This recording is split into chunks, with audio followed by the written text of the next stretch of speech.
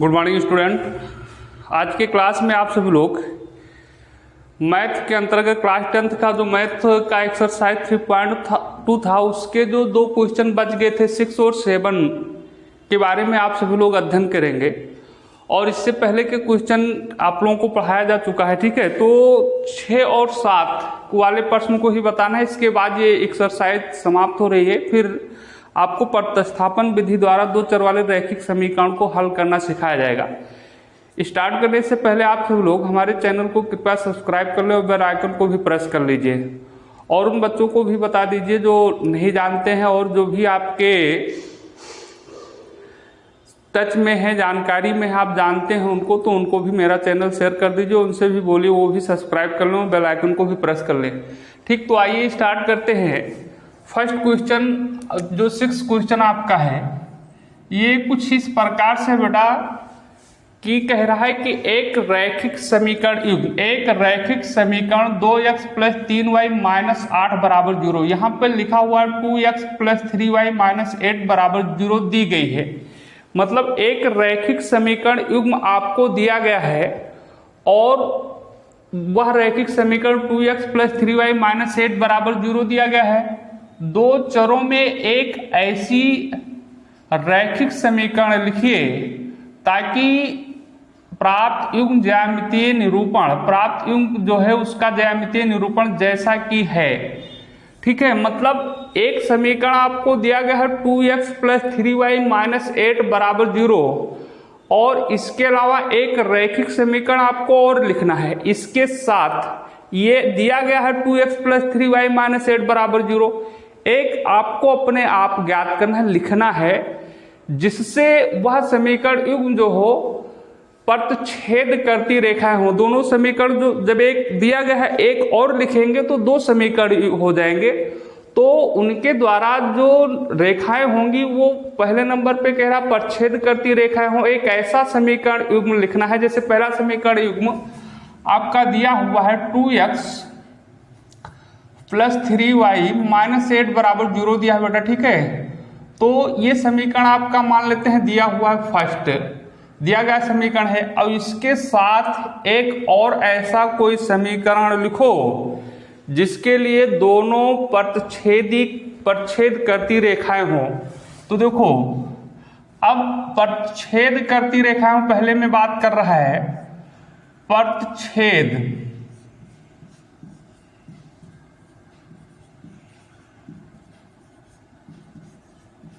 करती रेखाएं हों। तो बेटा देखो, अगर कोई रेखाएं प्रतिच्छेद करती हैं तो उस समीकरण युग्म का अद्वितीय हल होता है। तो उसके लिए कंडीशन क्या होता है, a1 upon a2 is not equal to b1 upon b2 होना चाहिए। एक ऐसा समीकरण लिखना है आपको कि a1 अपान a2 का मान b1 अपान b2 के बराबर ना हो। ठीक है, तो यहाँ a1 बराबर आप 2 देख रहे हैं, a2 नहीं, a1 बराबर 2 है, b1 बराबर 3 है और c1 बराबर -8 है। यहाँ लिखना चाहो तो लिख लो या वैसे लिखे रहिए। तो इसके लिए कोई एक निश्चित रैखिक समीकरण नहीं हो सकता है, कई प्रकार के रैखिक समीकरण हो सकते हैं।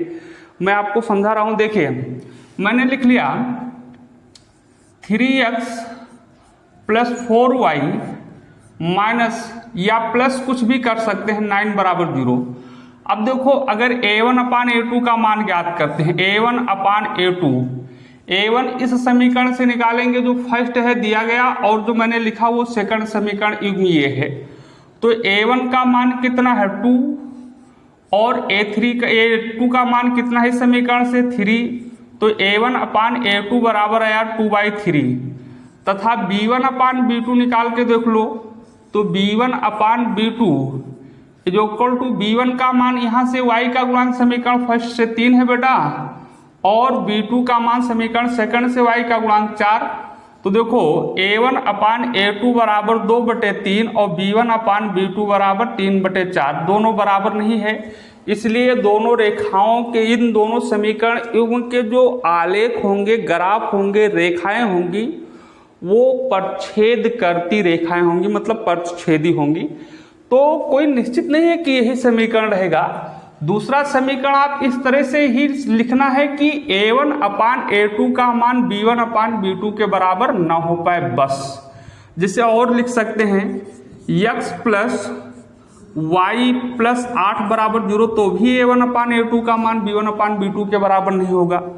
3x प्लस 4y माइनस 10 बराबर 0 हो सकता है, तब भी a1 अपान a2 बराबर निकालोगे, इसके साथ निकालेंगे बेटा ये समीकरण, तो 2/3 और फिर 3/4 तब भी बराबर नहीं होगा। ऐसे तमाम समीकरण लिखे जा सकते हैं।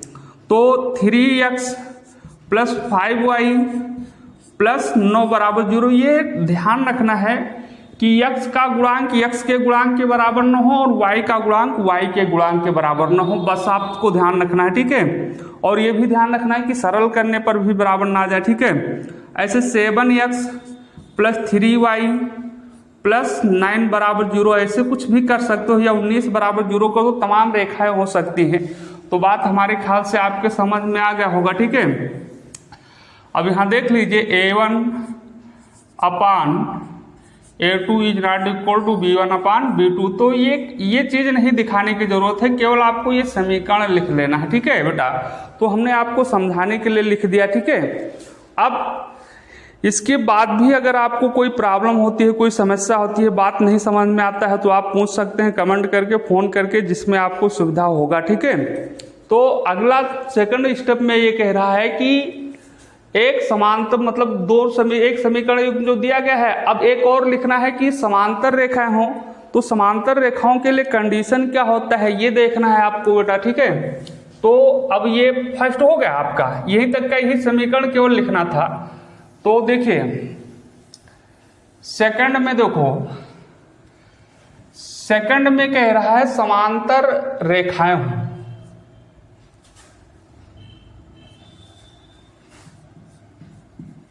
समांतर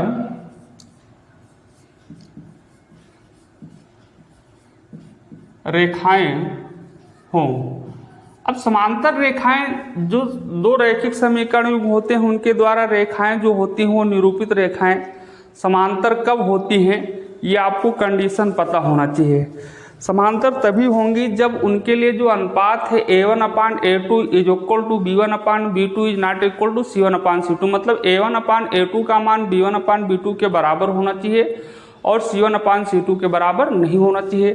तो देखो बेटा, मतलब तो इसके लिए कंडीशन होगा a1 upon a2 is equal to b1 upon b2 is equal to is not equal to c1 upon c2 होता है, ठीक है। तो ऐसा समीकरण लिखो कि x वाला पद y वाला पद यही लिख सकते हो, तो ये हो जाएगा 2x प्लस 3y, यही लिख लो। और यहाँ जो अचर पद है उसको बदल दो, प्लस 8 कर दो या प्लस 9 कर दो, कुछ भी कर दो, या माइनस ही में रखो बराबर 0। अब देख लो अगर a1 अपान a2 का मान निकालोगे यहाँ से, तो a1 अपान a1 का मान कितना है 2, a2 का मान भी 2 है, तो 2/2, तो इससे कैंसिल होके कितना आ जाएगा 1। अब b1 अपान b2 निकाल लो, तो b1 का मान समीकरण फर्स्ट है और ये जो मैंने लिखा है इसको सेकंड मान लो, तो 3/3। देखो तो यहाँ देखो क्या हो जाएगा 1, और c1 अपान c2 देख लो कितना आएगा -8/9। अब देख लो a1 अपान a2 और b1 अपान b2 के मान बराबर है, क्योंकि a1 अपान a2 का मान भी 1 है, b1 अपान b2 का मान भी 1 है, लेकिन c1 अपान c2 का मान -8/9 है। तो देखो a1 upon a2 is equal to b1 upon b2 is not equal to c1 upon c2 है। तो मतलब ये दोनों रेखाएं परछेद करेंगी, ठीक है। तो आपको ये समझाने के लिए दिखाने के लिए कोई जरूरी नहीं है कि ये लिखा जाए, ठीक है। अब कोई ये भी जरूरी नहीं है कि यही रहेगा समीकरण, दूसरा भी हो सकता है, लेकिन आपको ये ध्यान रखना है कि a1 upon a2 b1 upon b2 के बराबर हो।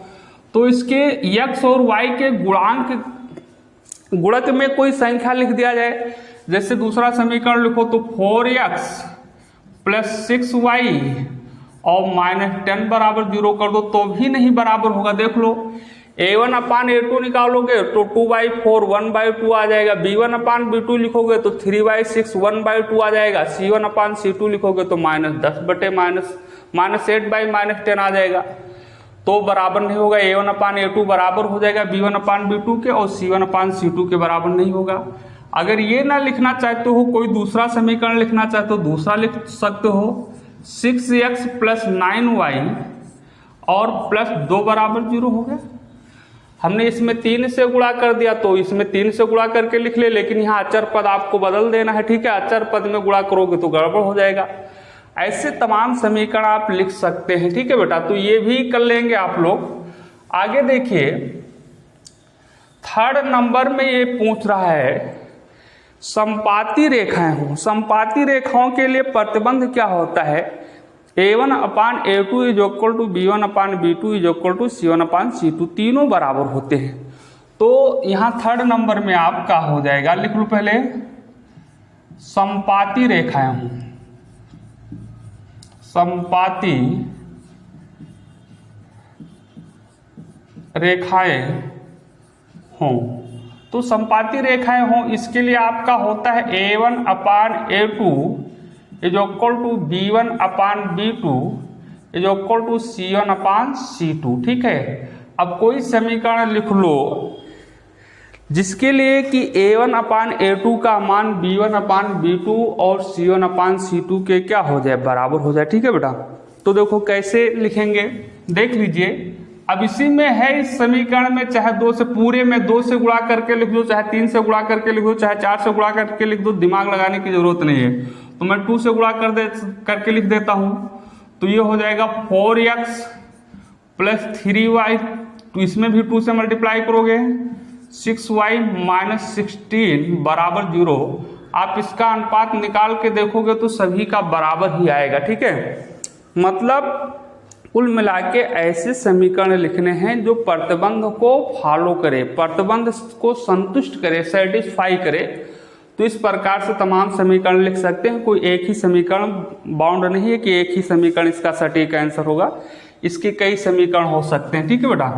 तो अब देख सकते हैं, देख लेते हैं हम। A1 अपान A2 का मान निकालोगे तो कितना आएगा बेटा? A1 2 है, A2 4 है, तो 2/4 2 से कैंसिल होगा, 1 2, ठीक है। तो 1/2 आ जाएगा। ऐसे B1 अपान B2 निकाल लो, ठीक है। तो B1 का मान 3 है, B2 का मान 6 है, तो 3/6, तो 3 1 जा और 3 2 जा, तो ये 1/2 हो जाएगा।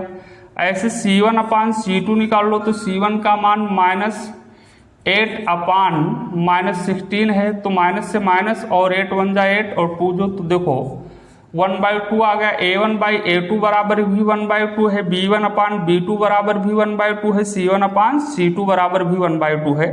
तो देखो यहाँ बराबर है A1 upon A2 is equal to B1 upon B2 is equal to C1 upon C2। तो ऐसे और कई समीकरण लिखे जा सकते हैं, ठीक है।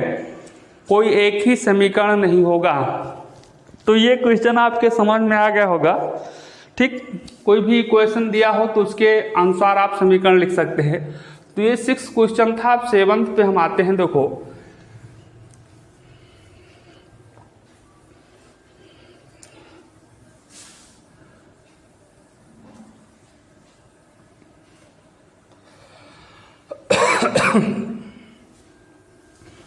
देखो 7th वाला क्वेश्चन क्या कह रहा है।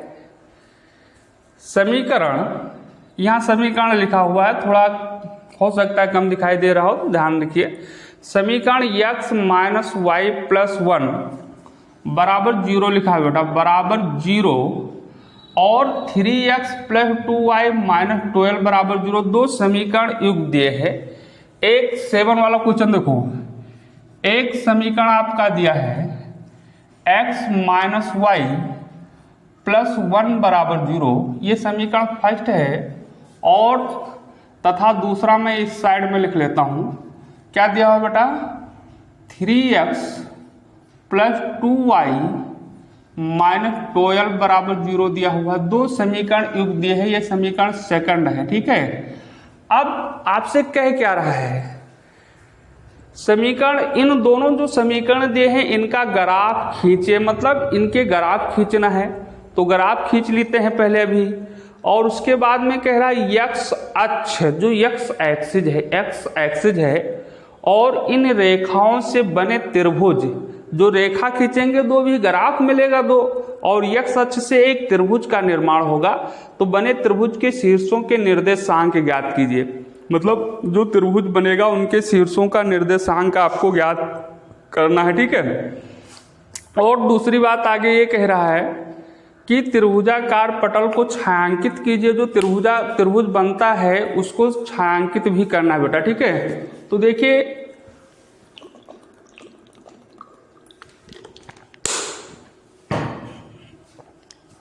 ग्राफ खींचना तो आप सब लोगों को आता है, तो देखिए कैसे खींचेंगे। अब देखो इसके लिए दो बिंदु हमें ज्ञात करना पड़ेगा, ये 2 3 जो भी ज्ञात कर पाओ ज्ञात कर सकते हो। कम से कम 2 बिंदु चाहिए किसी रेखा का ग्राफ खींचने के लिए। उस रेखा पर स्थित 2 पॉइंट चाहिए मुझे, ठीक है। देखो तो ये आपका हो जाएगा बेटा x और ये हो जाएगा y। अब देखो जो समीकरण है ये रफ कार करना है, x माइनस वाई प्लस 1 बराबर 0 दिया है। तो समीकरण आपका है x माइनस वाई प्लस 1 बराबर 0। देखो लिखा हुआ बेटा, ठीक है, चेक कर लिया जाए ताकि गलत ना हो। x माइनस वाई प्लस 1 बराबर 0, ठीक है। अब आप x का मान y के पद में निकाल लो, तो y माइनस 1, y बराबर 0 रख दो। y बराबर कुछ भी मान रख सकते हैं, तो y बराबर अगर 0 रखते हैं तो x बराबर क्या निकल के आएगा, 0 माइनस 1। तो x बराबर क्या आ जाएगा, -1। तो x बराबर तो आ गया -1। दूसरा और कोई बिंदु रख दिया जाए, चलिए ठीक है। अब y बराबर इसी समीकरण में 1 रख दो, 2 रख दो, 3 रख दो, जो भी इच्छा कहे वो रख दो। चलो y बराबर हम 3 रख लेते हैं। तो x बराबर हमें क्या मिलेगा, 3 -1। तो 3 में से 1 घटाओगे क्या मिलेगा, 2। तो y का x का मान कितना मिलेगा, 2। तो एक बिंदु मुझे मिला, आप बिंदु जो मिला वो आपका मिला -1, 0। और दूसरा बिंदु जो मिला 2, 3, ठीक है। ऐसे उस समीकरण का भी आपको क्या खींचना है, 2 बिंदु ज्ञात करना है। तो इसके लिए भी एक सारणी ऐसे बना ली जाएगी और कोई बात नहीं है ये, ठीक है बेटा। ये सब आपको पहले से पता है क्योंकि कई क्लासों में पढ़ाया जा चुका है। तो x y, अब देखो ये जो समीकरण है 3x माइनस 2y माइनस 12 बराबर 0 है, ठीक है। 3x प्लस 2y है बेटा, और -12 बराबर 0। यहाँ भी चाहे x का मान निकाल लो y के पद में, चाहे y का मान निकाल लो x के पद में, किसी का भी निकाल सकते हो। चलो 3x बराबर हो जाएगा 12 माइनस 2y, तो x बराबर हो जाएगा 12 माइनस 2y अपान 3। चलो y बराबर 0 रखते हैं, ठीक है। अगर y बराबर 0 रखोगे तो यहाँ देख लो, अब y बराबर अगर 0 रखोगे तो ये 12 माइनस 2y है, तो x बराबर आपका हो जाएगा 12 माइनस 2 गुणे 0, y के स्थान पर 0 रखा बेटा, ठीक है, समझ में आ रहा है, अपान 3। तो जब ये सरल करोगे तो ये हो जाएगा 12, क्योंकि 2 से 0 का गुणा करोगे 0 हो जाएगा, 12 में से 0 घटाओगे तो 12 ही बचेगा बटे 3, तो ये कट जाएगा, कितना आ जाएगा 4। तो x बराबर आपका आ जाएगा 4। दूसरा और कोई बिंदु ले लो, एक बिंदु और कोई रख सकते हैं। चलिए y बराबर 3 ही रख दिया जाए, तो 3 रखोगे तो ये हो जाएगा 3 दूनी 6, और 12 में से 6 घटाओगे तो कितना बचेगा 6, तो मतलब 6 बचा, और बटे 3 है तो 3 से कैंसिल हो जाएगा, कितना हो जाएगा 2। तो यहाँ बिंदु आपको मिल जाएगा, तो ये हो गया आपका, मिटाल देते हैं। देखो बेटा, तो बिंदु जो मिला आपको, ये आपका बिंदु हुआ 4, 0 और 2, 3, ये बिंदु आपको मिल गया बेटा, ठीक है। अब जो हमने बिंदु ज्ञात कर लिया तो इनके ग्राफ खींचने हैं, फिर त्रिभुज के शीर्षों के निर्देशांक ज्ञात करने हैं और त्रिभुजाकार पटल को छायांकित करना है। तो ग्राफ खींचना भी आपको आता है। देखो ये आप बना लीजिए वाई एक्सिस। चलो ये बेटा हो गया वाई एक्सिस, और ये हो गया आपका एक्स एक्सिस। ठीक है, वाई एक्सिस और ये हो गया आपका एक्स एक्सिस। ठीक,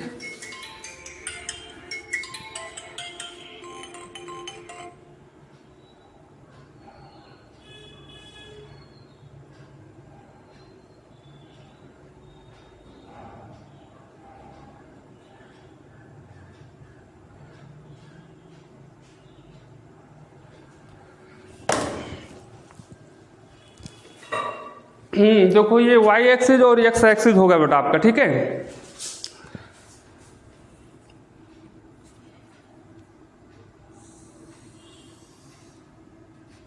अब आपको करना क्या है, इन पे प्रदर्शित कर देना है बिंदु को, ग्राफ खींच लेना है। तो ये हुआ आपका एक्स एक्सिस, ये हो गया वाई एक्सिस, ये हो जाएगा एक्स डैश, ये हो गया वाई डैश। ठीक, समझ में आ रहा है तो वीडियो को लाइक जरूर करें बेटा। ठीक है, तो देखिए ये आपका हो जाएगा बराबर बराबर दूरी पर निशान लगाने लेना है। 1 2 3 4 5 6, ऐसे इधर भी लगा लेना है 1 2 3 और ये 4 5, इस साइड में भी लगा लो। ये कुछ सिंबल बराबर बराबर 1-1 सेंटीमीटर की दूरी पर, आप ये सिंबल 1-1 सेंटीमीटर की दूरी पर लगा लेना, और ये मूल बिंदु है आप जानते हैं बेटा। ठीक है, तो अब ये जब कर लेंगे इतना तो काम आप कर ही लेंगे, 1-1 सेंटीमीटर की दूरी पर लगाना। फिर -1, 0 है तो -1 एक्स अक्ष पर रहेगा, क्योंकि एक्स निर्देशांक है तो -1 ये हो जाएगा और ये हो जाएगा 0। तो ये बिंदु बना आपका ये बेटा, और ये का निर्देशांक हुआ -1, 0। उसके बाद आपको क्या करना है, दूसरा बिंदु 2, 3, तो 2 तो इधर जाएंगे, 1 2 और 3 ऊपर, 1 2 3, तो ये बिंदु होगा, ये बिंदु आपका हो जाएगा बी। ठीक, और इस बिंदु बी जो हुआ इसका निर्देशांक होगा बेटा, चलिए इसका निर्देशांक बना आपका, क्या बना, 2, 3, तो इस साइड में लिख लेते हैं बी, और इसका निर्देशांक होगा 2, 3। अब इन दोनों को आपको एक सरल रेखा के द्वारा मिला देना है। थोड़ा नीचे लिखो ताकि रेखा ना कटे। बिंदु बी है और इसका निर्देशांक हो जाएगा 2, 3। ठीक है, अब एक स्केल लीजिएगा और इन दोनों बिंदुओं को मिला दीजिए ऐसे। ये देखो ये हो जाएगा आपका, ये मिला। इसको और बढ़ा भी सकते हो इस साइड की ओर, इसको इस साइड की ओर बढ़ा सकते हो। ठीक है, ये और दूसरा रेखा आपको बता प्रदर्शित करना है। दूसरे रेखा के लिए 4, 0 है तो 1 2 3 4, तो ये बिंदु हो गया, मान लेते हैं सी, और इसका निर्देशांक हो गया 4, 0। दूसरा बिंदु 3 व 2 है तो 3 व 2 यही होगा, तो इसको मिलाते हुए बढ़ा लीजिए। ठीक है, ये इन दो बिंदुओं को मिला दीजिए, ये एक रेखा बना।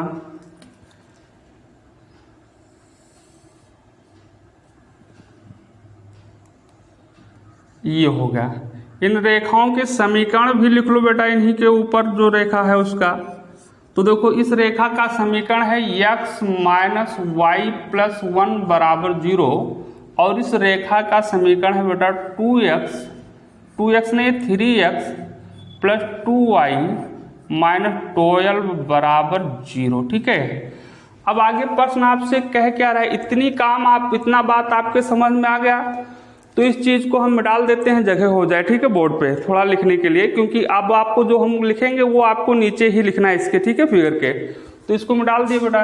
ठीक, अब ये कह रहा है कि जो देखो x अक्ष और इन रेखाओं के द्वारा, तो बेटा x अक्ष तो ये है, ये देख लीजिए x अक्ष ये है, तो x अक्ष और इन रेखाओं के द्वारा, ये रेखा और ये रेखा, ध्यान से देखिएगा, x अक्ष और इन रेखाओं के द्वारा, तो ये रेखा है, इनके द्वारा जो त्रिभुज बनता है, ये त्रिभुज बनना है, यही त्रिभुज तो बनना है। यक्ष अक्ष और इन रेखाओं के द्वारा घिरा हुआ त्रिभुज यही बनना है।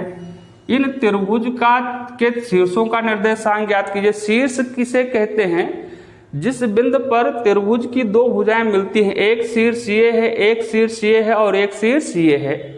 तो तीनों त्रिभुजों के शीर्षों का निर्देशांक ज्ञात करना है। तो लिखिए त्रिभुज ABC के शीर्ष ये का निर्देशांक